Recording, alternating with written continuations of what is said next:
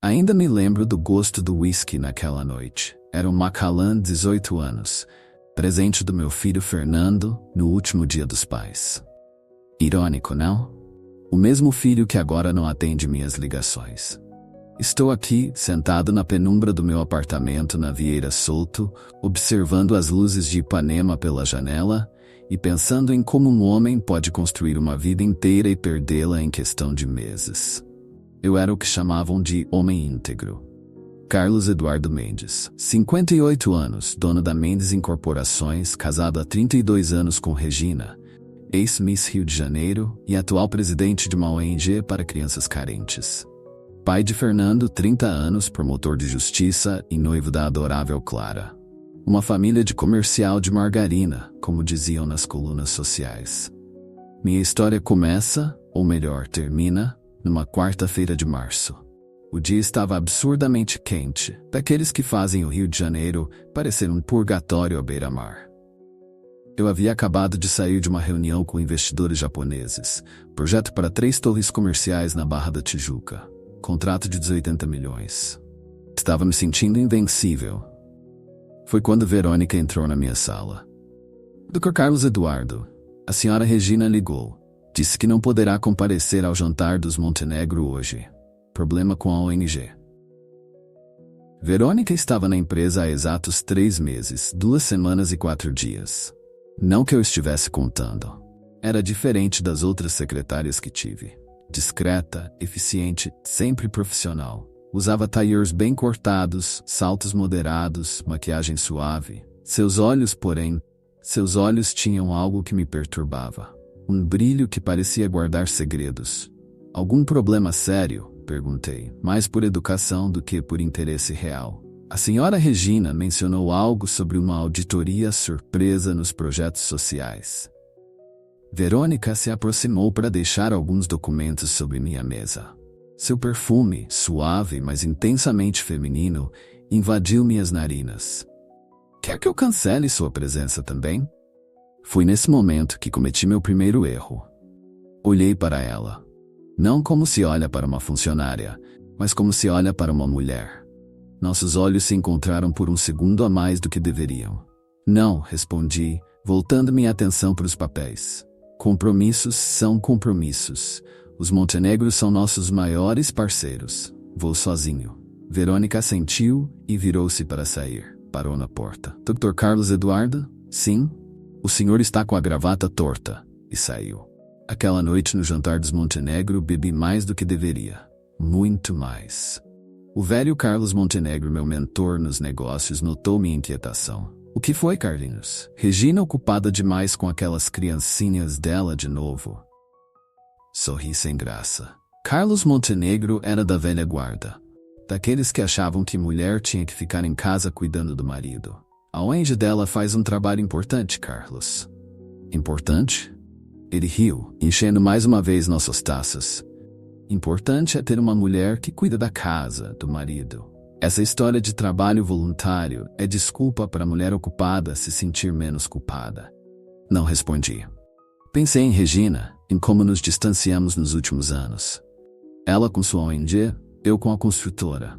Nossos jantares românticos transformados em eventos sociais. Nossas conversas reduzidas a assuntos práticos. Quando foi a última vez que fizemos amor? Nem me lembrava. No dia seguinte, cheguei ao escritório com uma ressaca moral maior que a física. Verônica já estava lá, eficiente como sempre. Colocou uma aspirina e um copo d'água na minha mesa sem que eu pedisse. O senhor tem reunião com o conselho em 1 hora? Quer que eu peça para adiarem? Não, estou bem. Não estava. Só preciso revisar alguns números antes. Ela se aproximou com uma pasta.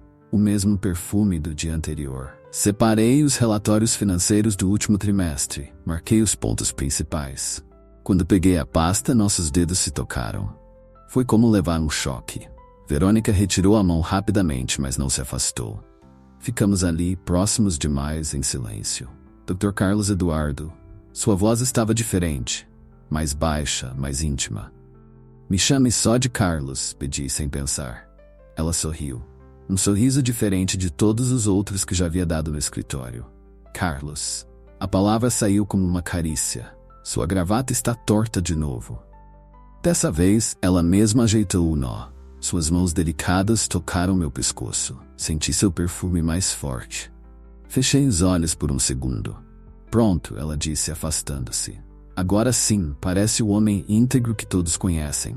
A ironia em sua voz era sutil, quase imperceptível, mas estava lá, como se ela soubesse de algo que eu ainda não sabia.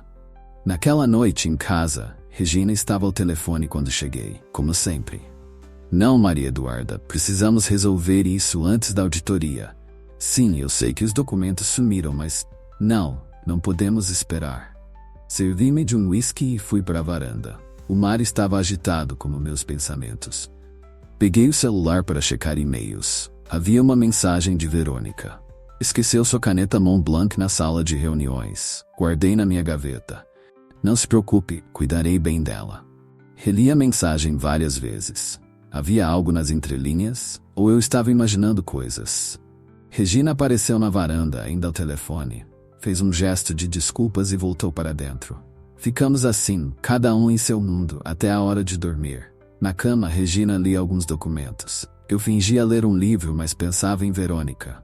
No seu perfume, no toque de suas mãos, no brilho enigmático de seus olhos. Carlos, a voz de Regina me trouxe de volta. Você está bem? Parece distante. Só cansado. Menti. A primeira de muitas mentiras que viriam. Projeto novo, você sabe como é. Ela sorriu. Aquele sorriso que encantou o júri do Miss Rio tantos anos atrás. Sei. Voltou aos seus papéis. Ah, Fernando ligou. Quer marcar um almoço com a gente e a Clara no domingo. Pode ser? Claro, respondi, pensando em como meu filho, o promotor, me olharia se soubesse dos pensamentos que eu estava tendo. Na manhã seguinte, Verônica usava um vestido preto discreto, mas que marcava suas curvas de uma forma que não deveria ser permitida em um ambiente profissional. Ou talvez fossem apenas meus olhos que a viam diferente agora. Sua caneta, ela disse, entregando-me o objeto. Seus dedos roçaram nos meus novamente. Dessa vez, nenhum de nós retirou a mão imediatamente. Obrigado, murmurei sem conseguir desviar o olhar. Não há de quê, respondeu, mordendo levemente o lábio inferior. Sabe, Carlos, às vezes as coisas mais preciosas são aquelas que guardamos em segredo. Naquele momento, eu deveria ter percebido. O brilho em seus olhos não era apenas sensualidade. Havia algo mais. Algo que só entendi muito tempo depois, quando já era tarde demais. Mas eu estava cego. Cego pelo desejo, pela vaidade de me sentir desejado novamente, pela emoção do proibido. Eu, o homem íntegro, o marido exemplar, o pai orgulhoso, estava prestes a mergulhar em um abismo do qual jamais conseguiria sair. O dia passou como uma tortura. Cada vez que Verônica entrava em minha sala, o ar ficava mais denso. Cada palavra tinha duplo sentido. Cada olhar carregava promessas. No final do expediente, quando todos já haviam ido embora, ela entrou uma última vez. Ainda aqui? Perguntei, tentando manter a voz firme. Sempre fico até o senhor ir embora, respondeu aproximando-se da minha mesa. É minha função cuidar do senhor, não é? Verônica. Carlos, ela me interrompeu, inclinando-se sobre a mesa. Sua gravata não estava torta. Nós dois sabíamos disso, mas ela a ajeitou mesmo assim, seus dedos demorando-se em meu pescoço. Seu perfume me inebriava. Sabe, ela sussurrou, dizem que os homens mais íntegros são os que carregam os maiores segredos. Naquela noite não voltei para casa. Liguei para Regina dizendo que tinha uma reunião de emergência com os japoneses. Ela acreditou, é claro. Por que não acreditaria? Eu era Carlos Eduardo Mendes, o homem íntegro. Fui para um bar no Leblon. Bebi muito, pensando em Verônica, em Regina e meu filho. Pensei na minha vida perfeitamente construída e em como ela parecia agora uma prisão dourada. Meu celular vibrou. Uma mensagem de Verônica. Sua gravata ficará torta novamente amanhã? Olhei para meu reflexo no espelho do bar. Vi um homem de 58 anos, respeitável, bem-sucedido, à beira de um precipício. E o pior, querendo pular. Respondi sim. Foi assim que começou minha queda. Um homem íntegro seduzido não apenas por uma mulher mais jovem, mas pela possibilidade de ser outra pessoa.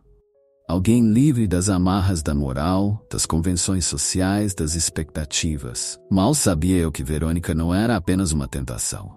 Era o instrumento de minha destruição.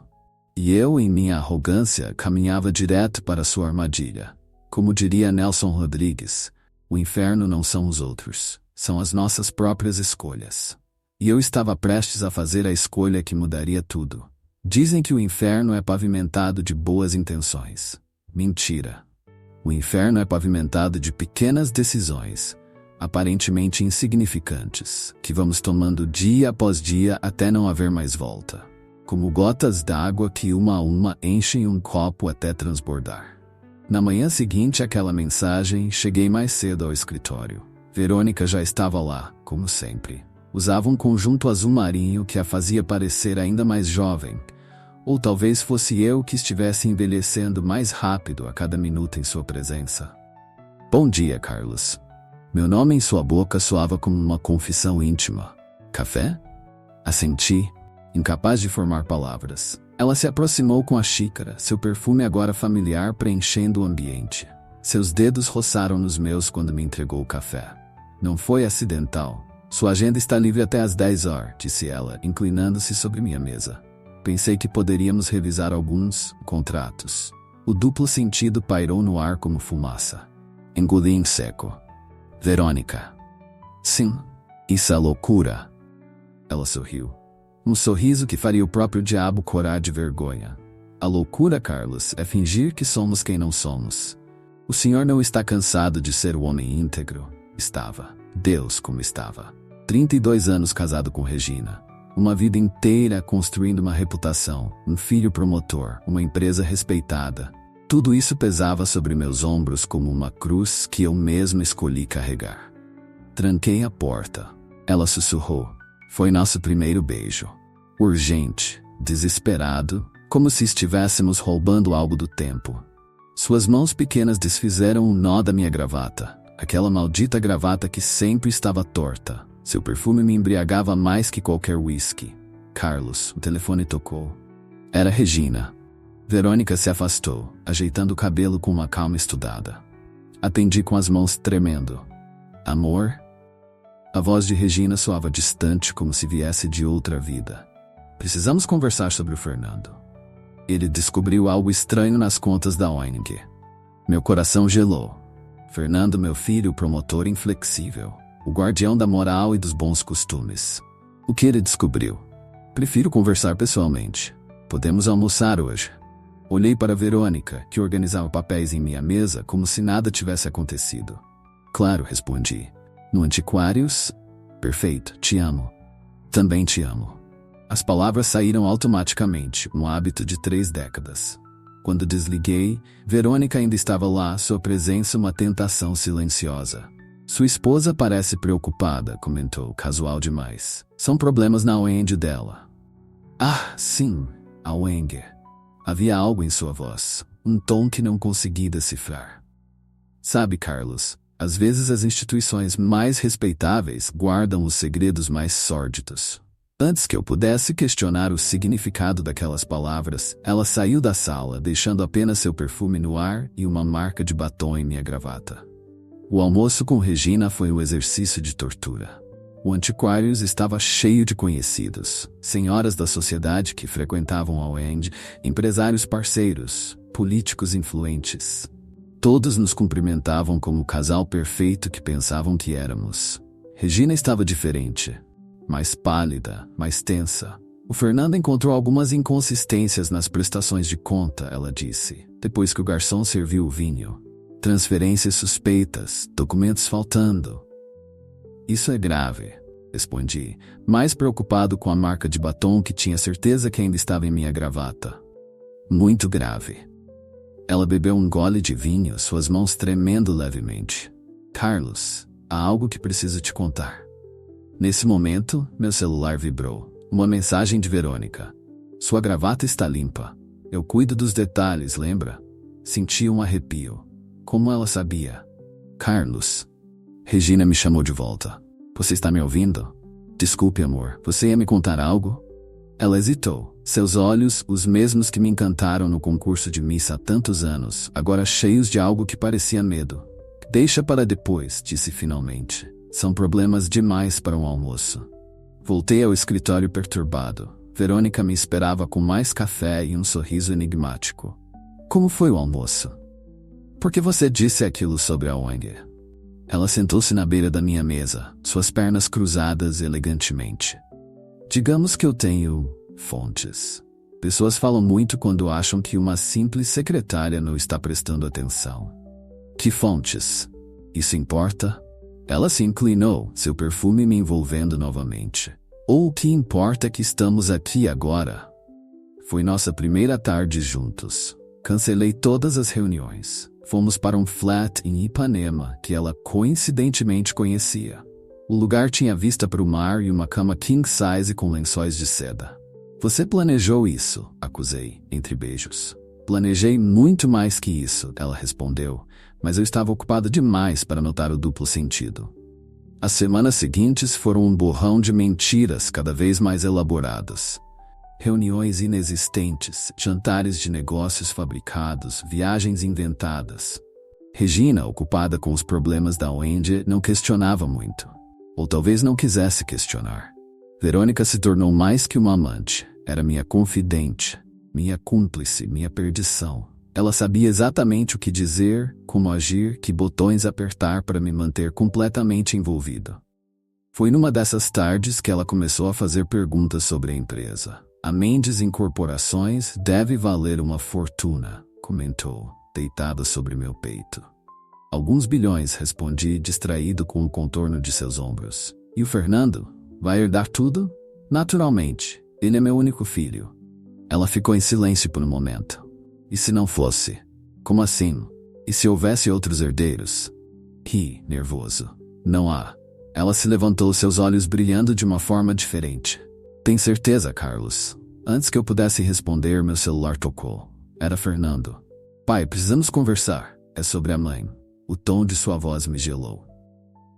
Olhei para Verônica, que sorria como quem sabe de algo que todos os outros ignoram. Claro, filho. Quando? Agora. Estou no seu escritório. Gelei. No escritório? Sim. Sua secretária disse que você estava em uma reunião importante. Disse que não podia ser interrompido. Verônica ainda sorria. Estou chegando, disse ao telefone. Quando comecei a me vestir apressado, Verônica me abraçou por trás. Não se preocupe, sussurrou. Tudo está saindo exatamente como planejado. Como assim planejado? Ela me beijou suavemente. Você não é o único que guarda segredos, Carlos. Regina tem os dela. Fernando tem os dele. Eu tenho os meus. Saí do flat em pânico. No elevador recebi uma última mensagem dela. A gravata, Carlos. Nunca se esqueça da gravata. Quando cheguei ao escritório, Fernando me esperava com uma pasta de documentos e um olhar que eu nunca tinha visto antes. Não era mais o olhar do meu filho. Era o olhar do promotor. Pai, ele disse, sua voz fria como gelo. O senhor sabe quanto dinheiro passou pela ONG da mãe nos últimos 5 anos? Balancei a cabeça confuso. 300 milhões, ele continuou. 300 milhões que ninguém sabe exatamente para onde foram. Seu filho é muito competente, disse uma voz atrás de mim. Era Verônica, agora vestida como a secretária eficiente de sempre. Descobriu o que ninguém conseguiu em anos. Fernanda olhou surpreso. Como você? Sei muita coisa, Dcor. Fernando, ela sorriu. Muito mais do que todos imaginam. Foi nesse momento que entendi. Mas já era tarde demais. A gravata nunca esteve torta. Há momentos na vida em que o tempo parece congelar, como se Deus, em sua infinita ironia, quisesse que observássemos em câmera lenta nossa própria destruição. Foi assim naquela tarde no escritório, com meu filho Fernando segurando uma pasta de documentos que era uma bomba relógio, e Verônica, minha amante, minha perdição, sorrindo como uma esfinge moderna. 300 milhões, Fernando repetiu, jogando os documentos sobre minha mesa. Lavagem de dinheiro através de uma ONG para crianças carentes. Nem eu, que já vi de tudo no Ministério Público, imaginava que cairia tão baixo. Filho, você não entende. Não entendo. Ele riu, um riso seco, cortante. Entendo perfeitamente. A ONG da mamãe era perfeita para isso, não é? Quem suspeitaria de uma ex-Miss Rio de Janeiro dedicada a causas sociais? Verônica se aproximou, seu perfume agora me parecendo venenoso. Dr. Fernando, ela disse, sua voz melodiosa como sempre, talvez seu pai não seja o único que deve explicações. Fernando encarou, desconfiado. O que você sabe sobre isso? A pergunta, ela sorriu, é o que eu não sei. Foi quando Regina entrou na sala. Estava pálida, mais magra do que nunca. Seus olhos antes tão vivaces pareciam mortos. Carlos, ela disse, me vendo primeiro. Depois viu Verônica e algo em seu rosto mudou. Você? Olá, Regina. Verônica respondeu com uma familiaridade que me assustou. Quanto tempo? Vocês se conhecem? Perguntei, sentindo o chão desaparecer sob meus pés. Regina riu, um riso histérico, quase maníaco. Se nos conhecemos? Carlos, sua amante, ela cuspiu a palavra como veneno. É irmã do Roberto. O nome caiu como uma bomba na sala. Roberto. O nome que não era mencionado em nossa casa há 30 anos. Roberto? Fernando perguntou confuso. Quem é Roberto? Verônica se sentou na beirada da minha mesa, como fizera tantas vezes antes. Mas agora seu gesto tinha algo de triunfal. Roberto era sócio do seu pai, Fernando. Antes de você nascer. Antes dele morrer misteriosamente em um acidente de carro. Que coincidentemente aconteceu uma semana depois dele descobrir irregularidades na empresa, Regina completou, suas mãos tremendo. Meu Deus! Agora tudo fazia sentido. O interesse de Verônica pela empresa, as perguntas sobre herança, o caso que ela provocou. Roberto era meu irmão mais velho, Verônica continuou. E também era... meu primeiro marido, Regina interrompeu. Fernando cambaleou, precisando se apoiar na parede. O quê? Isso mesmo, filho, Regina disse, lágrimas escorrendo por seu rosto. Seu verdadeiro pai. O silêncio que seguiu foi ensurdecedor. 30 anos de mentiras desmoronando como um castelo de cartas. Por isso os 300 milhões, Verônica explicou, ainda sorrindo. Sua mãe não estava lavando dinheiro, Fernando. Estava desviando parte dos lucros da empresa para uma conta em nome de Roberto. A parte que deveria ser sua por direito. E você?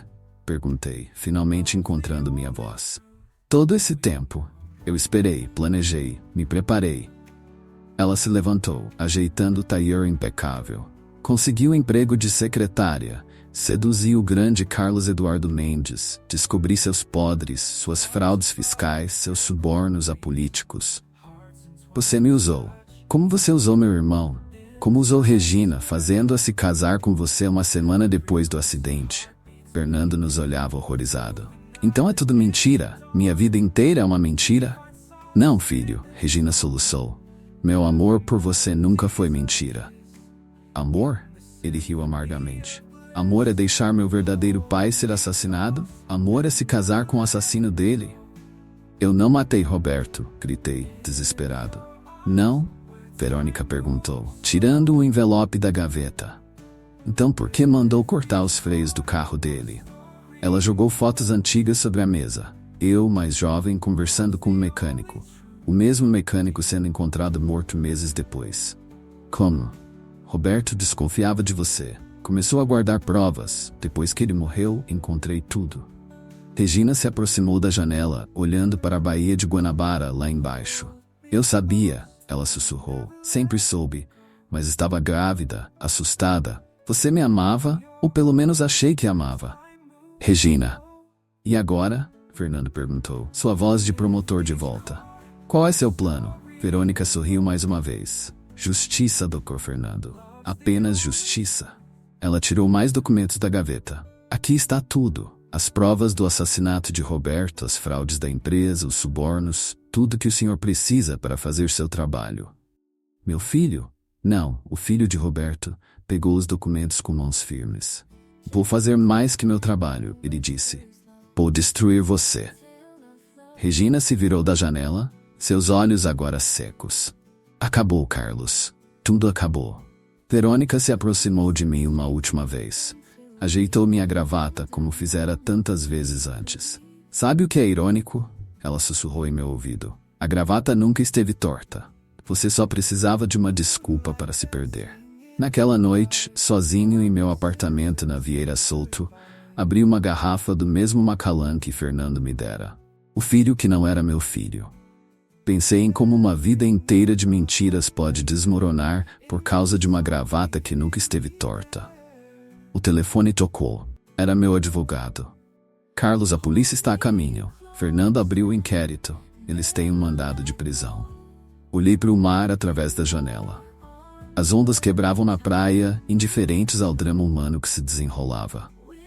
Peguei o último gole de uísque e sorri. Nelson Rodrigues estava certo. O sucesso é uma mentira que a gente conta para si mesmo até acreditar nela. E eu acreditei por tempo demais. Dizem que nos últimos momentos de vida, o homem vê toda a sua existência passar diante dos olhos. Mentira. Vê apenas os erros que o trouxeram até ali. É o que vejo agora, sentado nesta cela da delegacia de Ipanema, esperando minha transferência para Bangu. O delegado acabou de sair. Trouxe mais notícias, como se pudesse haver outras. A Mendes Incorporações está sob intervenção. As ações despencaram 70% quando a notícia do escândalo estourou. Regina pediu o divórcio. Fernando está conduzindo pessoalmente o inquérito contra mim. Seu advogado está aqui, diz o policial. Dr. Augusto entra, seu terno italiano destoando das paredes sujas da cela. As coisas estão feias, Carlos, ele diz sentando-se à minha frente. Muito feias. Quanto? 30 anos, no mínimo. Homicídio qualificado, fraude, corrupção ativa. Rio, um riso seco, amargo. Sabe o que é irônico? Eu realmente amava Regina. Carlos, quando o Roberto morreu, eu vi uma oportunidade. Ela estava grávida, vulnerável. Eu a amava desde o concurso de Miss. Achei que poderia fazê-la feliz, que poderia ser um bom pai para o filho dela. E os freios do carro? Fecho os olhos. A memória ainda dói. Roberto descobriu as fraudes, ia denunciar tudo. Eu era jovem, ambicioso, achei que estava protegendo meu futuro. Nosso futuro. E Verônica? Ah, Verônica. Minha nêmesis de perfume caro e sorriso enigmático. Ela planejou tudo, desde o início. A secretária perfeita, a amante dedicada, cada detalhe meticulosamente orquestrado para minha destruição. O advogado suspira, folheando uma pasta. Ela está depondo agora. Contra você, é claro. É claro, repito, amargo. Neste momento ouço saltos no corredor, é ela. Reconheceria aquele som em qualquer lugar. Verônica aparece na porta da cela, mais elegante do que nunca em um taior preto. Podem nos dar um momento? Ela pede aos guardas. Eles hesitam, mas concordam. Até na cadeia ela consegue o que quer. Veio admirar sua obra? Pergunto. Ela sorri. Aquele mesmo sorriso que me seduziu meses atrás. Vim me despedir e te contar uma última verdade. Ainda há verdades para serem reveladas? Sempre há, Carlos. Ela se aproxima das grades. Roberto não ia te denunciar. Sinto meu coração parar. O quê? Iria te oferecer um acordo. Queria que você se entregasse, devolvesse o dinheiro. Acreditava que você podia se redimir. As palavras me atingem como punhaladas. Como você. Encontrei a carta depois que ele morreu. Estava no cofre do apartamento dele. Ela tira o envelope amarelado da bolsa. Aqui está. Pode ler, se quiser torturar-se um pouco mais. Pego o envelope com mãos trêmulas. Por que está me mostrando isso agora? Porque quero que você entenda completamente o que destruiu. Não era apenas uma vida, Carlos. Era uma chance de redenção. Ela se vira para sair, mas para na porta. Ah, e tem mais uma coisa. Seu sorriso agora é diferente, triunfante. Regina está grávida. O quê? De 3 meses. Do seu filho. Ela ri suavemente. Irônico, não. Agora você terá um filho biológico que nunca conhecerá. A revelação me atinge como um soco. Regina grávida. Um filho meu. Uma família que nunca terei. Por quê? Pergunto, minha voz quebrando. Por que me contar isso? Porque a verdadeira vingança, Carlos, não é apenas destruir alguém, é fazê-lo entender completamente o que perdeu. Ela sai, seus saltos ecoando pelo corredor, deixando apenas seu perfume, aquele maldito perfume e o peso esmagador dos arrependimentos. Abro a carta de Roberto com mãos trêmulas. Caro Carlos, sei dos desvios, das fraudes, de tudo, mas também sei que há bondade em você. Vi como olha para Regina, como sonha em ser pai. Podemos consertar isso. Juntos. Venha me encontrar amanhã. A data na carta é do dia do acidente. O guarda volta. Sua ex-esposa está aqui. Regina entra, mais magra, mais pálida, mas com um brilho diferente nos olhos. Maternal. É verdade? Pergunto, indicando sua barriga ainda lisa. Ela sente. Um menino. Regina. Não. Ela me interrompe. Não diga nada. Vim apenas porque ele merece saber quem é o pai, mesmo que nunca te conheça. Você vai contar para ele? Vou contar que o pai dele cometeu erros terríveis, mas que em algum lugar, enterrado sob todas as mentiras, havia amor. Ela toca a barriga suavemente. Vou chamá-lo de Roberto. A ironia é quase poética. Depois que ela sai, fico sozinho com a carta de Roberto e o peso de 3 décadas de escolhas erradas. No corredor, ouço os saltos de Verônica uma última vez. Ela está rindo.